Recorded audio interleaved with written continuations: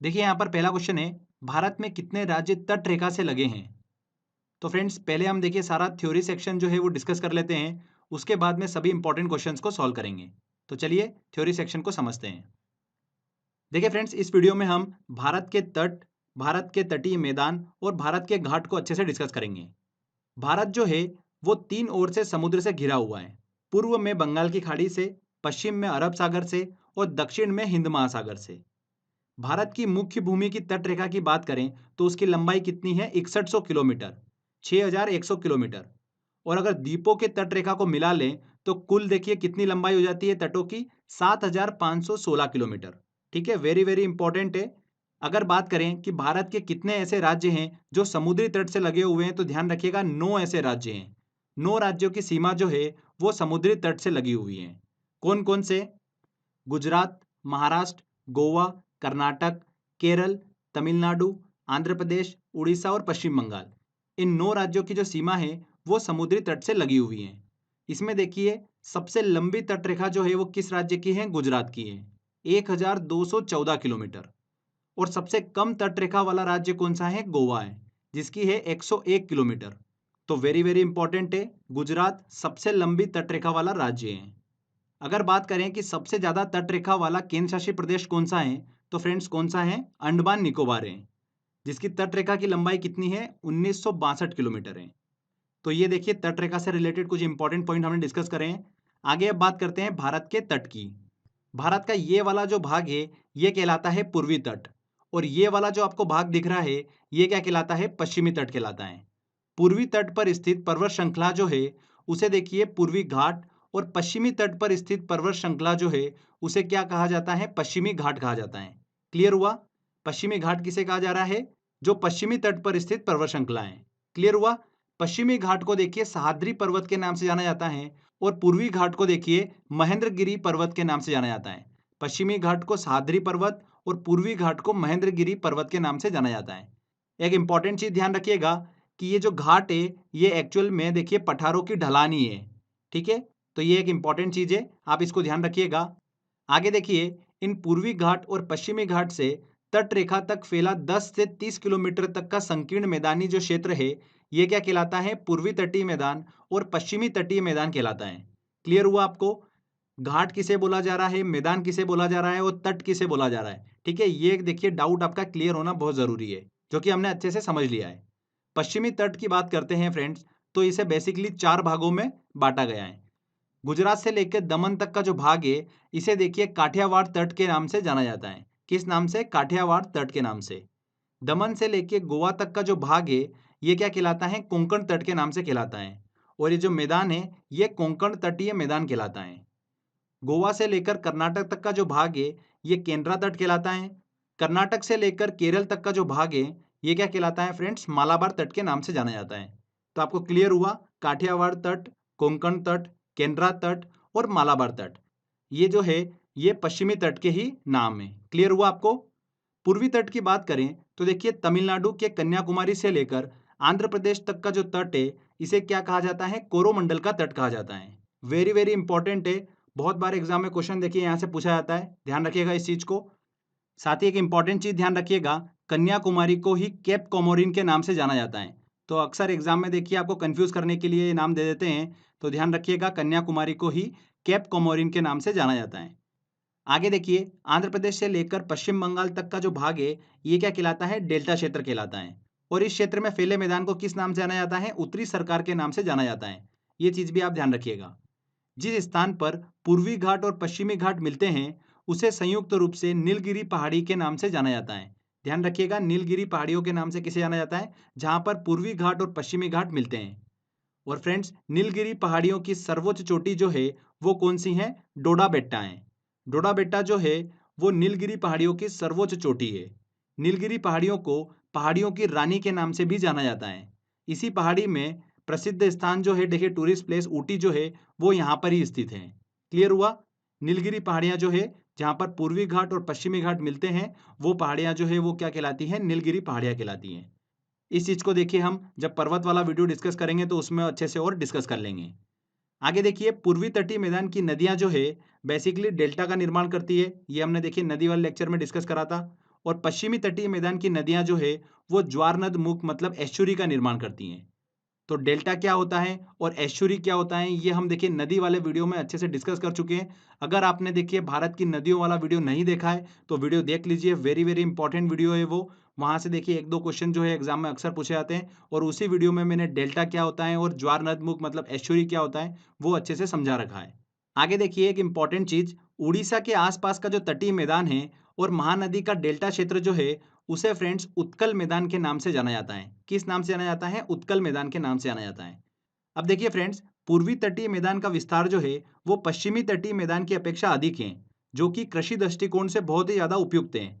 इसीलिए पूर्वी तटीय मैदान में पश्चिमी तटीय मैदान की अपेक्षा अधिक जनसंख्या जो है वो देखने को मिलती है। क्लियर हुआ?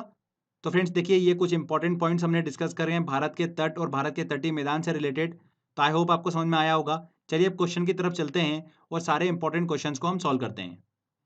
देखिए हमारा पहला क्वेश्चन, भारत में कितने राज्य तट रेखा से लगे हैं? तो कितने ऐसे राज्य हैं जो समुद्री तट से लगे हुए हैं? 9 राज्य हैं। C answer. भारत की तट रेखा की कुल लंबाई है। भारत की तट रेखा की कुल लंबाई कितनी है? यहाँ पर देखिए अप्रोक्स हमको 7,500 किलोमीटर देखने को मिल रहा है, तो डी आंसर सही होगा। भारत के किस राज्य का समुद्री तट सबसे अधिक लंबा है? तो किस राज्य की देखिए समुद्री तट रेखा जो है वो सबसे ज्यादा है? गुजरात की है। सी आंसर यहाँ पर बिल्कुल सही होगा। बहुत बार ये क्वेश्चन एग्जाम में पूछा जाता है। चलिए अगला क्वेश्चन लेते हैं। निम्नलिखित में से किस तट से भारत का औसत समुद्र तल जो है वो नापा जाता है? तो देखिए इसको हम पहले समझ लेते हैं, फिर ये क्वेश्चन को सॉल्व करेंगे। देखिए फ्रेंड्स, दुनिया में ऊंचाई नापने के लिए वैज्ञानिकों को एक ऐसे पॉइंट की जरूरत थी जो एक समान रहे, मतलब उसमें चेंजेस हमको देखने को ना मिले।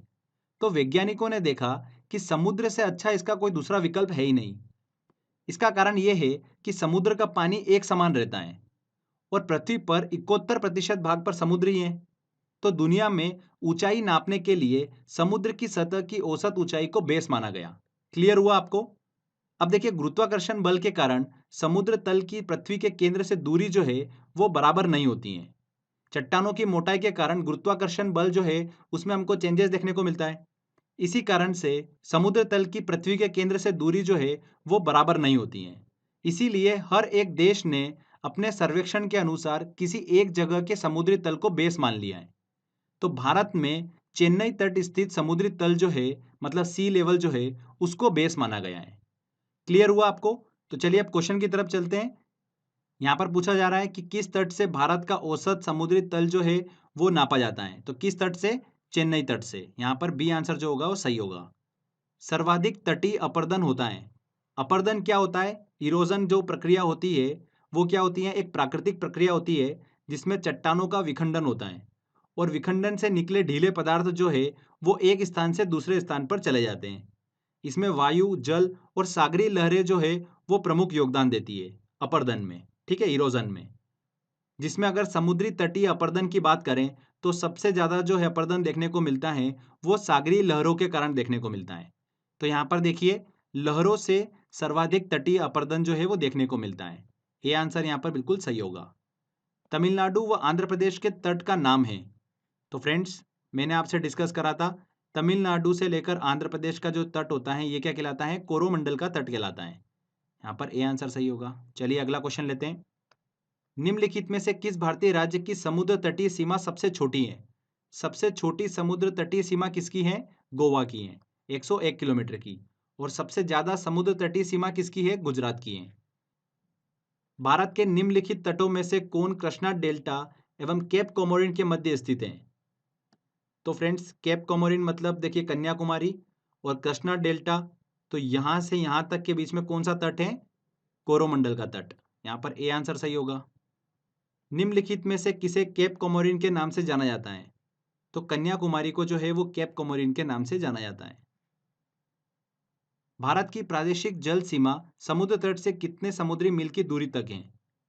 तो फ्रेंड्स भारत की प्रादेशिक जल सीमा क्या है, भारत का संलग्न क्षेत्र क्या है, इनसे रिलेटेड देखिए सारे पॉइंट्स पहले हम डिस्कस कर लेते हैं, उसके बाद में इन क्वेश्चन को सॉल्व करेंगे। तो देखिए प्रादेशिक समुद्री सीमा जिसे टेरिटोरियल सी भी कहा जाता है, ये तटीय जल का एक ऐसा बेल्ट होता है जो भारत की आधार रेखा से 12 समुद्री मील तक फैला है। इसे देखिए क्षेत्रीय सागर या क्षेत्रीय जल भी कहा जाता है। इस क्षेत्र के उपयोग का भारत को जो है वो पूरा अधिकार दिया गया है। एक समुद्री मील बराबर कितना होता है? 1.8 किलोमीटर होता है। ठीक है, तो 12 समुद्री मील तक फैला जो क्षेत्र है आधार रेखा से, वो क्या कहलाता है? प्रादेशिक समुद्री सीमा कहलाता है, टेरिटोरियल सी कहलाता है, क्षेत्रीय सागर। आगे देखिए, समीपस्थ मंडल की बात करते हैं, कॉन्टिजियस जोन की बात करते हैं, तो भारत की आधार रेखा से 24 समुद्री मील तक ये फैला हुआ क्षेत्र है और भारत को इस क्षेत्र में साफ सफाई से लेकर सीमा शुल्क, वित्तीय अधिकार जो है वो प्राप्त हैं। इसके बाद देखिए, अनन्य आर्थिक अधिकार की बात करते हैं, एक्सक्लूसिव इकोनॉमिक जोन की बात करते हैं, तो ये भारत की आधार रेखा से 200 समुद्री मील तक फैला क्षेत्र है और इस क्षेत्र में भारत को वैज्ञानिक परीक्षण करने के अधिकार है, द्वीपों के निर्माण के अधिकार है और प्राकृतिक संसाधनों के दोहन के अधिकार है। तो क्लियर हुआ आपको? प्रादेशिक समुद्री सीमा जो है वो 12 समुद्री मील तक है, समीपस्थ मंडल मतलब कॉन्टिजियस जोन जो है वो 24 समुद्री मील तक है और अनन्य आर्थिक अधिकार जो है वो 200 समुद्री मील तक है। तो ये इंपॉर्टेंट पॉइंट है, इन चीज़ों को ध्यान रखिएगा। चलिए अब क्वेश्चन की तरफ चलते हैं और सॉल्व करते हैं। भारत की प्रादेशिक जल सीमा समुद्र तट से कितने समुद्री मील की दूरी तक है? तो कितनी मील की दूरी तक है? 12 मील तक। ये आंसर। भारत का संलग्न क्षेत्र कॉन्टिजियस जोन प्रादेशिक जल सीमा के आगे कितने समुद्री मील की दूरी तक है? तो प्रादेशिक जल सीमा के आगे कितने समुद्री मील की दूरी तक है? 24 मील की दूरी तक। B answer. तमिलनाडु का समुद्र तट कहलाता है। तमिलनाडु का देखिए समुद्री तट जो है वो क्या कहलाता है? कोरोमंडल तट कहलाता है। ये एग्जाम में देखिए बहुत बार क्वेश्चन पूछे जाते हैं। चलिए अगला क्वेश्चन लेते हैं। निम्नलिखित में से कौन सा तट पश्चिमी तट का भाग नहीं है? काठियावाड़ तट बिल्कुल भाग है पश्चिमी तट का, कोंकण तट भी है, मालाबार तट भी है, कोरोमंडल तट जो है ये पूर्वी तट का भाग है। भारत का पूर्वी समुद्री तट किस नाम से जाना जाता है? दीघा तट के नाम से, कोरोमंडल तट के नाम से, कोंकण तट के नाम से या मालाबार तट के नाम से? तो कोरोमंडल तट के नाम से जाना जाता है। कोंकण तट कहां से कहां तक विस्तृत है? तो फ्रेंड्स, दमन से लेकर गोवा तक का जो भाग है ये क्या कहलाता है? कोंकण तट कहलाता है। तो यहां पर देखिए गोवा से दमन, सी आंसर। पूर्वी तटीय मैदान का एक अन्य नाम है। पूर्वी तटीय मैदान का देखिए कोरोमंडल तटीय मैदान जो है उसे कहा जाता है। पश्चिमी घाट है, मतलब जो पर्वत श्रृंखला है पश्चिमी तट पर वो क्या है? बेसिकली पठारों की ढलानी है, सी आंसर। भारत के पश्चिमी तटीय मैदान के उत्तरी भाग को किस अन्य नाम से भी जाना जाता है?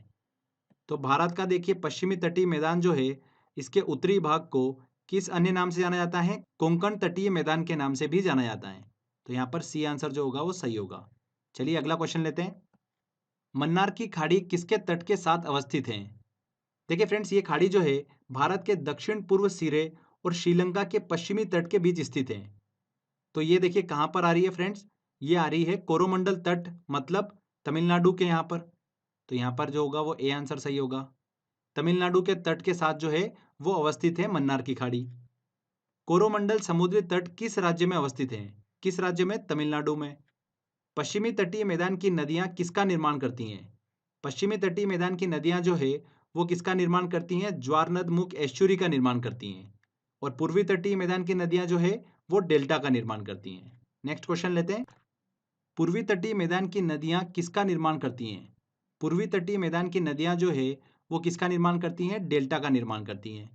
पश्चिमी तट पर स्थित पर्वत श्रृंखला को कहा जाता है, जो पश्चिमी तट की पर्वत श्रृंखला है उसे क्या कहा जाता है? सह्याद्री पर्वत के नाम से जाना जाता है। और पूर्वी तटीय जो पर्वत श्रृंखला है उसे क्या कहा जाता है फ्रेंड्स? महेंद्रगिरी पर्वत के नाम से जाना जाता है। नेक्स्ट क्वेश्चन देखिए, उसी से रिलेटेड है। पूर्वी तट पर स्थित पर्वत श्रृंखला को कहा जाता है, क्या कहा जाता है? महेंद्रगिरी पर्वत के नाम से जाना जाता है, बी आंसर। भारत में निम्न में से किस राज्य के तटीय मैदान क्षेत्र को उत्कल का मैदान जो है वो कहा जाता है?